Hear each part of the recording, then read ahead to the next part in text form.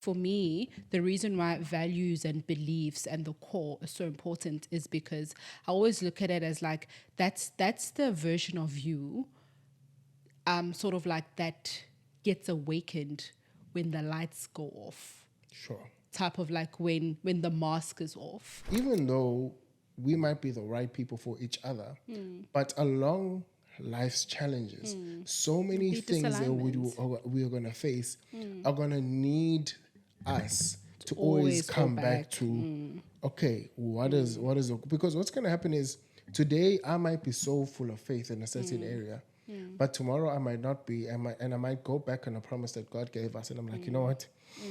I don't think this is going to happen. So is marrying the right person enough to keep a relationship going Yo. or a marriage going? And let's take it out of marriage, mhlambe kancane. Like, is pursuing or finding the right person enough?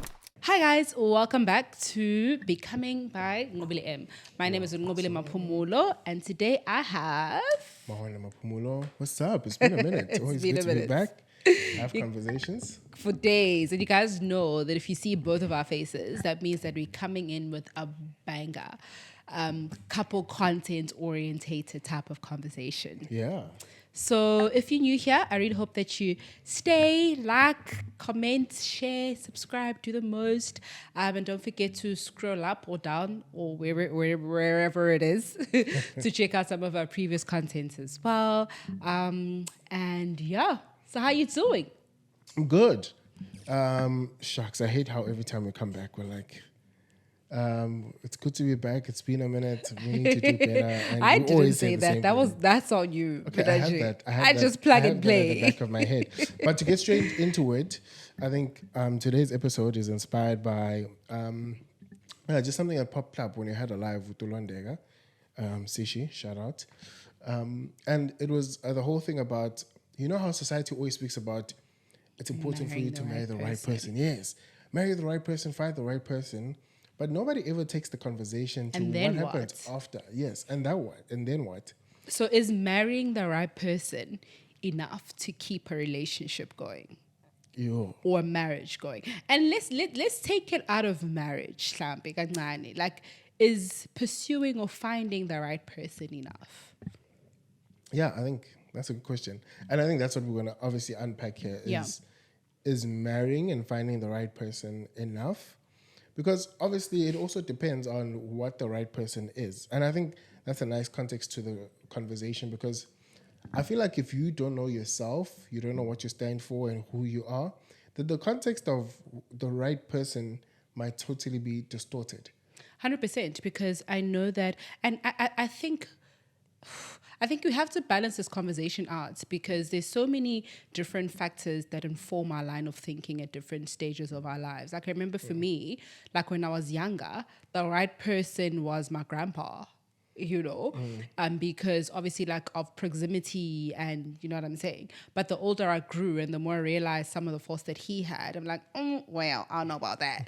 So I think we also have to give ourselves grace in understanding to the concept of the right person continuously changes. Well, That's not good. changes, but you constantly building up on the concept of a right person. However, I think the whole point is that by the time you get to a stage of your life where you are wanting to pursue like a serious relationship, it's okay for you to piggyback on somebody else's concept of a right person if that person shares, like it's like having a role model. I'm one of those people that are not opposed to having a role model or not opposed to having someone that you're looking up to if you feel like you're at a stage in your life where you haven't fully figured it out yet. Okay. I think sometimes it helps to sort of like have someone who you can be like a reference point, but provided obviously that whoever that is sort of like aligns with your visions, your goals, I think that's good. I think that's powerful. I think when I think of the concept of finding the right person, I think of the inner work that I must do as a person in order to know myself, what I stand for, who I am, before I end up saying I want the right person. Because if I don't do the inner work based on my context and my perception of life, people, relationships, might change the context of who I think the right person is. And you might find that the right person might be a jerk in the way that they act, they speak, and the things that they believe in. and don't fully align to who I am at my core, but because I haven't done the inner work of who I am, that might give a Who you very want false to be. reflection of who I think the right person is. So True. I think that after I do the inner work, the right person has to be someone who we believe in the same things in. You know, if one believes in a rock and another one believes in purple stars, there might already be a foundational Clash. shift there and a clash. We must have the same morals. You know, if I'm vegan and the other one is like we eating meat all day, I might am be, the other one. exactly. You must have the same values. 100%. I agree. I think, not to cut you off, I just want to pose a question. Why do you think values are such an important thing? Like, we always go back and speak about have the right values, share common values, share common principles. Why? Like, why are those common values and principles so important? I think it's because they're linked to who we truly are. I think as people, we are spirit, soul, and body. And who we truly are is our spirit. Our spirit never dies, it what continues to live on. But that is highly based on what you believe in. If I believe in ancestors and I believe that, let's say solely ancestors, then I believe that that's where my spirit is, and that's where after I leave this earth, that's where I'm going to go. You and I are believers. So we obviously believe in God, the Father, Son, and Holy Spirit. And based off that, that's our true core. And it manifests, obviously, our beliefs will manifest in our morals, our values, because all of those are informed by a true core, which is our spirit. So I think it's very important because if at my true core and your true core, we totally opposing, then I think there's just Steering a in lot different of directions. we're starting different directions. There's a lot of things that are just going to clash. The synergy is going to be so much harder to find synergy together. When we're planning, it's not going to work. When we look at our family planning, how are we going to raise our kids? Where are we going to send them? What's the language you're going to speak in the house? Are we allowed to swear? Are we not allowed to swear? Yeah. It comes back to the almost basic things, but not so 100%. basic. I agree. And I think that's why it's important because then, just that synergy becomes so much more easier because at the core, which is our spirits, we identify with each other because that's who we truly are. I agree. I think for me, 100%, like I agree. And I think to add on to that, for me, the reason why values and beliefs and the core are so important is because I always look at it as like, that's the version of you, sort of like that gets awakened when the lights go off. Sure. Type of like when the mask is off. It all boils down it all boils down at saying, this is just who you are. It's the version of you when no one is watching. It's the version of you when the mask is off, when the lights, when the cameras are off. The version of you when you literally just when you have nothing to lose. And I think, Kogut, it's so important to always look beyond what meets the eye and look at things like your values and your whatnots, because those are all of the things that are going to inform your decision making when everything else is sort of chaotic. That's good. It's like we can, because God gave us free will. I can choose to do right or wrong. Like I can choose to walk out of here and shoot someone, but it's my values and my beliefs that will determine whether or not I do that or I don't do that. Like I feel like it's so important. It's such an important but overlooked concept. Because we're not taught to look at it, and I think there's a video where we discussed that in person about how to investigate people's core values and belief. Hint, go back. So yes, 100 because we're not taught to look at it, and also because we don't understand why it's so important. Like we don't understand the significance of really just delving into a person's belief. It sounds like the right thing to say, but like when you really think of Iktenini, there's going to be days where, and there's been days where I am just like zero, and on those days where I'm like a zero, like anything could happen. You know what I'm saying? Yeah. And it almost all boils down to Iktenini, like what are my cores, my beliefs, and my values, which inform how I perform even on days when I'm a zero, even on days where I feel like I could just, and nobody would know. That's good. But it's those That's core, good. it's that core inner voice that you just can't run away from. You know what I'm saying? That's good. I really love that you're mentioning that. And I think coming back to the topic as to is finding the right person enough? I think, yes. I think that's firstly, that's the most important. Finding the right person is important. It's important. After God, The most important decision. yeah, the most person you important marry. decision you make is who are you going to marry and who are you going to spend the rest of your life with. But then again, over and above that, it's like, It's okay, not enough. what do you and I, now when we're building our family, what do you believe? What are our beliefs? What are our morals? What are our values? And the reason why we're obviously speaking about this is because the way it came up is we, for example, looked at the story of Adam and Eve. I know, back to basics. But we looked at the story of Adam and Eve that obviously they had an instruction, they had everything they needed, and then the serpent comes along, deceives Eve. Fumbled. Did God, and it's so funny how the enemy doesn't really lay a new foundation, he just questions, which causes, I think, us as human beings is that sometimes we tend to overthink and then... Is this wrong? Is this Is wrong? this a sin? Yeah. Is this a big sin? Exactly. Surely it's just stealing. It's not like killing someone. So the enemy literally did that to Eve.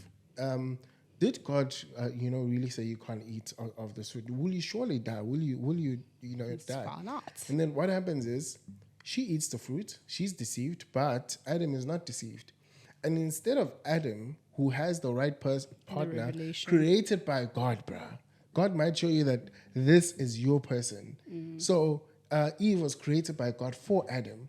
And what ends up happening is that instead of him going back to their values, their morals, their beliefs, and the instruction that they were given, he just fully went on the trail and broke a commandment. That's the first example. And then we look at the second example, which is Abraham and Sarah. Abraham was obviously promised a son at the age that they were at with Sarai. And then when the promise looked like it wasn't coming to fruition and it looked like it was not happening, Sarai comes up with a plan. Would, hey, sleep with our helper here, and at least that way you are going to get a son, which means that they deviated from the original plan and intent that God gave. And I think that just got me thinking, Guti, even though we might be the right people for each other, but along life's challenges, so many things that we are going to face are going to need us to always come back to, okay, what is it? Because what's going to happen is today I might be so full of faith in a certain area, but tomorrow I might not be, and I might go back on a promise that God gave us, and I'm like, you know what? I don't think this is going to happen. I think let's try it this way. God said this is how it's going to play out, but I don't see it playing out. And I think the true test of do you have the right partner or not, That's when it comes into play. And I think it goes back to what we were saying about your so first it's your individual core beliefs and values and my individual core beliefs and values, which is who I am when the lights, camera, actions are off. Yeah. And then it's our individual core beliefs and values that solidify both of us as a family or as a couple. Yeah. That when the going gets rough, like no matter what's going on around us, it's almost like your default. Yes. Like your default setting, like your core beliefs are like your default setting when no one is watching. So even like with us as a family, when doubt cripples in, what's my default setting? Sure. What's our default setting What's as a our family? default setting? When the lack of faith cripples in, which it happens, when temptation cripples Discouragement. in, when discouragement cripples in, when insecurities cripple in, when traumas, childhood traumas resurface in the marriage, when all of those things cripple in, what is our default setting? What is it that we run to individually, which is what informs what we run to as a couple or as a family as well? That's so powerful. I love how you're saying, what is it that we run to individually, which informs to what we run to as a couple and as a family. And yeah, I really, obviously thinking about this topic, I'm just thinking about myself that I think growing up, every time I'd hear the concept of finding the right person, I thought that solves everything. True. Now, is it important? Yes, it is. Yeah. It's such a But it powerful doesn't foundation. end there. But it really does not end there. And I think it took, us and this marriage and this partnership that we have together to really think about that concept and see it playing out that, okay, it doesn't end there, but it actually means that when things are good, It starts there. it starts It's a there. good place to start. And I think we also doesn't always look end at there. when things are bad in a relationship. But we need to be aligned when things are good and bad. And in fact, sometimes more aligned when things are good. Because then that way, God has given you whatever you are trusting God for in that time, whether it's materialistically, in the relationship, etc.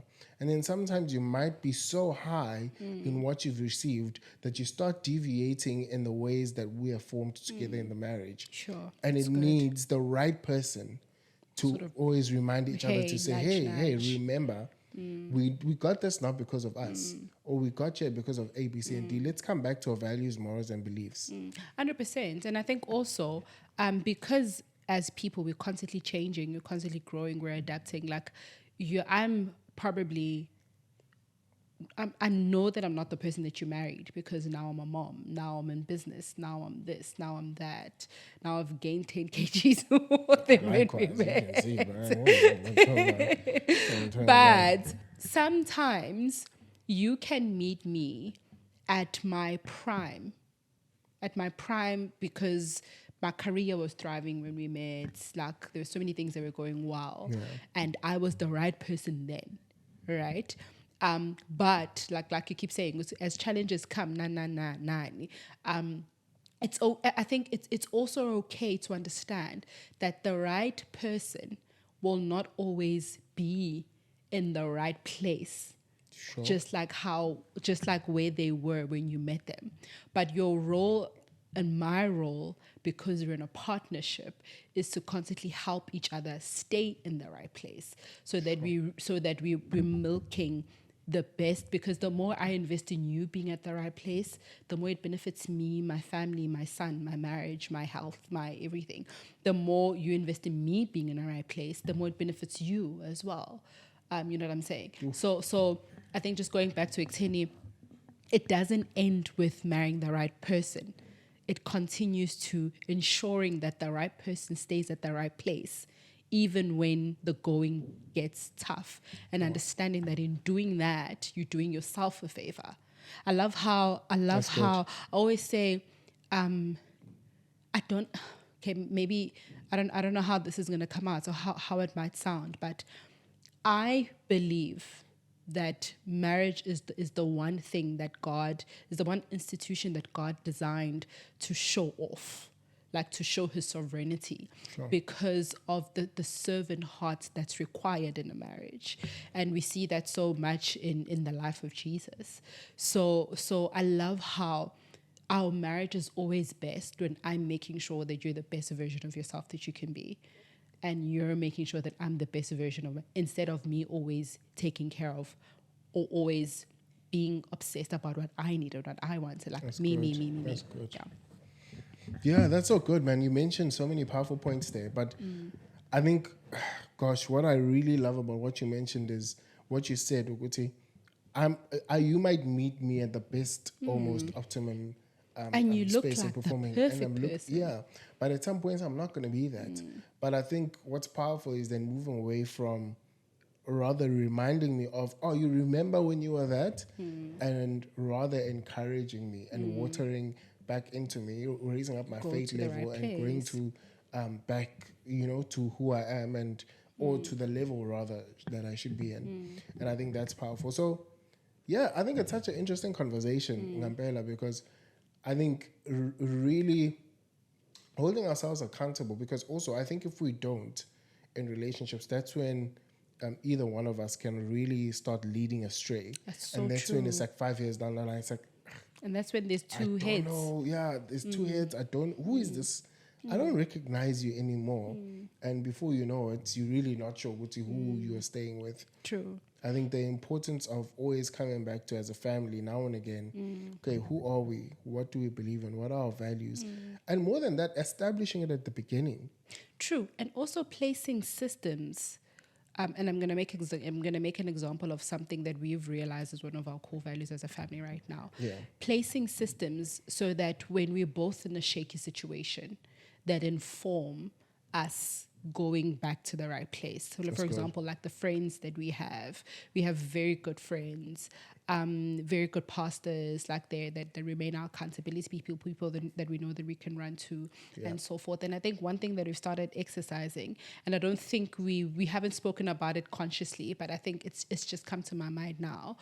One of the things that I'm realizing is one of our core values that we're really leaning on a lot right now is gratitude. Yeah. Like, I remember how, I can't remember what we were speaking about, but we were saying, Guti, I was saying, I love how the first thing that always comes to our minds between my husband and I, it's something that it's almost like a default setting that we don't even have to think of, is to say, Lord, thank you. Yeah. Thank you, Jesus. Like, it could be like the smallest thing. Like, it's almost like become such a default thing to have to have gratitude in our family, you know. And a deep sense of gratitude, not just Deep sense of gratitude, not just by the way, just but by like the way, thank you, but a deep sense of recognizing, acknowledging what it couldn't be, you know, and what it is now, and also just seeing that it didn't have to happen, 100%. but it happened. And yeah, I think it's good that we're leaning back on that. And then I think just coming back to the practicality of the conversation, I think it's so important as couples. I think first of all, it's important to do it starting off. But I think one thing we've realized for us is that how important it is to always come back and refresh the vision, because we are growing as people individually, we're growing as parents, we're growing as couples, we're growing as friends, etc. So I think it helps that when we started our marriage, you did sit down and we said, hey, what are the things that we believe in? Sure. What are We our actually values? need What are to our take morals? people What are our... through that activity that we did. So my husband and I did like an activity before we got married where we literally like outlined. I remember we went to a chateau, Yeah. and then we literally outlined like so many things, and we wrote it down. Yeah. We'll take you guys through that. So I think it's important to do that. After you found the right person, sit down according to the design that you believe God is for you and your family. Write it down, but also annually. And whenever you have coffee dates, come back to look at that and speak about it, so that if I am going astray on the vision, when you are calling me out, I don't have to feel attacked. True. I can always feel, okay, we made this commitment together. Because Yeah. I think that's another thing We as couples, forget. that sometimes you forget. And when you are calling me out, I end up feeling personally attacked.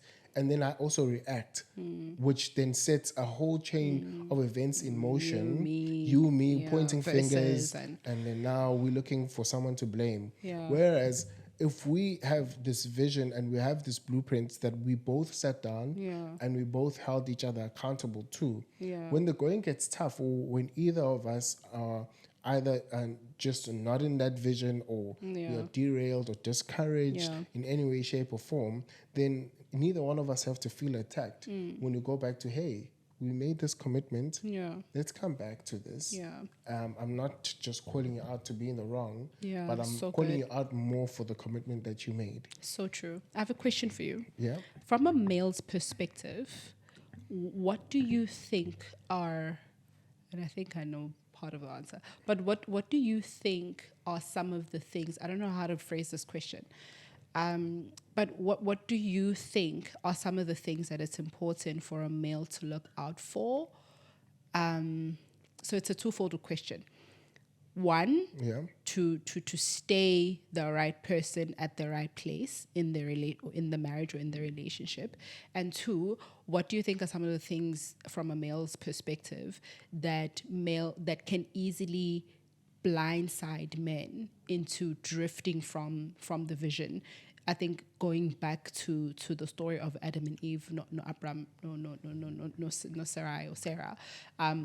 What are some of the things that easily blindside men, or that have the potential to easily like blindside men for them to go off the vision or go off the trail?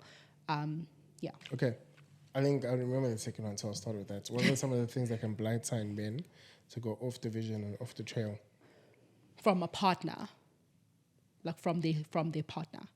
So what would I do that would blindside you to sort of like Abraham or Sarah? I don't know. I think for men, obviously, a marriage is something that's very intimate, and because of the amount of time we spend together, we dream together, we see things happening and going together. I really trust your opinion, and I really trust your view, and I really trust the way that you see things. Yeah. But I think the challenge comes in trusting your opinion and the amount of time I'm spending with God. Sure. The less time I spend with God, the Sure. more I lean on your opinion, and the Sure. more I lean on what you think, and the more I value that more than what God says. Sure. It doesn't mean that I don't value your opinions, and it doesn't mean But that I my don't value opinion your can be view. faulty. But yeah, it can be, just like how my opinion can also be faulty. So I So think loaded. the less time I spend with God, and obviously the more time we spend together, that can be the biggest blind side, because then I'm not going according to original blueprints that God put in place. Yeah. Now I'm solely listening to, what my wife and my partner is saying, because I'm spending more time with you. them, yeah. So I think that's one of the smallest nuances that I think I've seen. And so even now good. and again, maybe if I look at my own journey, the less time I spend with God, the more I'm more susceptible to. Whereas the more time I spend with God, even though you might say something that's not necessarily off, let's say it's just slightly deviated from the vision, then it's easier for me to quickly pick it up and in love be able to say, my love, but actually, Because if Adam had done that, that's the same thing. Yeah, if Adam had done that, if Adam had just got like, God, bro, like 100%, 100%. Yeah. And I think also the other blind side is That's such a good answer. me wanting to prioritize your feelings more than I want to prioritize God. Which, I don't like which that I answer, think, but it's so true. which I think happens Yeah, a very often. That lot, sometimes I look at how Like a you pleasing mentality. Yeah, look at how are you going to react, how are you going to feel, what's the situation going to be like at home, and I actually end up succumbing to that than I am Got listening right, to what God is right. saying. Yeah, all right. But obviously, the other catch-22 is that, but how do I relay the right? True. I might be saying, Communicate that. how am I communicating it? I might be saying the right thing, and I might be saying the right direction, but the way I say it, Deliver it. and I the way I can feel deliver attacked. it. I can feel invalidated, dismissed, and like all of these other You can things and withdraw. challenge. And I'll withdraw and I'll be like, okay, well, because you're the head of the household, what I say is not important, and yada, yada, yada, yada. Hectic. What That's is the such a first good one? answer. What was the first one? I think the second one you answered it so well that I forgot what was the first question. Yeah, I think that happens so often, man. I think, Yeah. like I know myself, Fuguti, generally, it's something I'm growing out of, which is people-pleasing tendencies. Yeah. I'm so used to prioritizing how Other other people people, feel, yeah. then I do prioritize myself. And be like, but no, wait, I actually don't Don't like think this. that And that's a good I don't choice. think that that's, yeah. So I think it's such a good area to grow in. Yeah, I think, but for me, it's more of a personal thing than it is according to what God says. For me, I prioritize what God. If God says this is that, but Yeah. more like just personal interaction Yeah. and so forth. Yeah. I can be very people pleasing in the sense Yeah. that I'm like, what, that's not so important. That's cool. Whereas over time, I find that no, that was actually. And I'm the important. opposite of that. Yeah. I'm the opposite of that. I ain't gonna please nobody. I'm joking, but I think like through time, I learned to place boundaries in the area of people pleasing. But the answer that you gave was so good. It's so good because I love how the Bible simplifies things and we are the ones that complicate it. That's true. Because it goes back to the original blueprint that was made by the creator and sustainer of the concept of marriage, which is God, husband, wife, children, women submitting to their husbands and Husbands love your wives. and as husbands Christ loved the church. loving their wives, like if we really just sit on that, like even if you're struggling with identifying, if you're struggling with finding a place to start in identifying core values and beliefs for your marriage, start there. Yeah. Just start there and really just learn. Ask the Holy Spirit to help you unpack what that means. Like, what does it mean to say that the order is God, husband, wife? What does it mean when it says women submit to your husbands and husbands love your wives? Like, if you can just sit on that and make that sort of like the foundation of starting to create your core values as a family, you have a winning method already. I think that's good, man. And I think also just going back to the basics of, firstly, no person is perfect, but Yeah. you do the inner work. Yeah. You do the inner work, you do the healing that you need to do. I think identity is such a strong thing. You find your Always take it identity back to in there. who you are before looking at finding the right person. Because like we always make examples of, knowing people that have dated 25 people, gents that have dated 25 women, and still you haven't found the one. Surely, no, you the problem now. Now you're the problem. You're definitely the problem.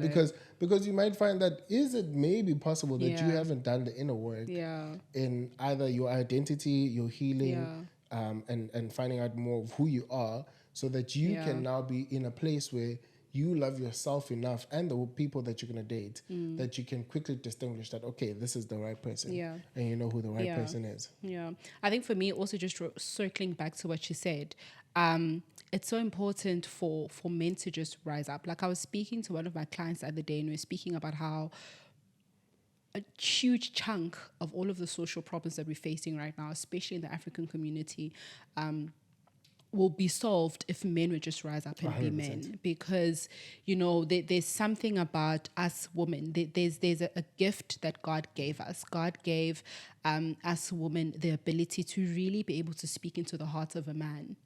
And I think with hurt and with disappointment and with all of these things, we've really used that gift incorrectly, where I think God knew that you're most likely to hear me the loudest. And that's why God gave me that ability to be able to speak directly into your heart, because He knew that you'd need my comfort, you'd need my reassurance, you'd need me saying, hey, I believe in you, we've got this. You'd need me saying, That's good. listen, you've done this before, you can do that again. It's okay. I trust the decision that you're going to make. We'll follow behind you, we'll rally behind you as a family. God knew that it's only when it comes from me that it will hit home. Sure. Even if you can hear from anybody else, but it's only when it will come from me that it will take roots into your heart. And That's I think good. God designed it like that deliberately, and that's one of the privileges and one of the most powerful things about marriage, and vice versa as well. But I think no matter how important that gift is, it doesn't override God being God and you having to listen to God first, and God 100%. being sovereign over your life, my life, and our marriage. So I really just have a desire in my heart, like a prayer in my heart. I just wish men would rise up and be men. Men would rise up and take lead and fix what's wrong and take accountability. But more than anything, just hear from God. Because I know, Menugut, I have the ability to speak to your heart. I can do it even for izindo, even for things that aren't like aligned to what God wants me to say to you. Sure. And because regardless of what I'm saying, I know that I can do it. If I'm going to do it for wrong and you're not going to be able to hear from God what my wife is saying is wrong, then again.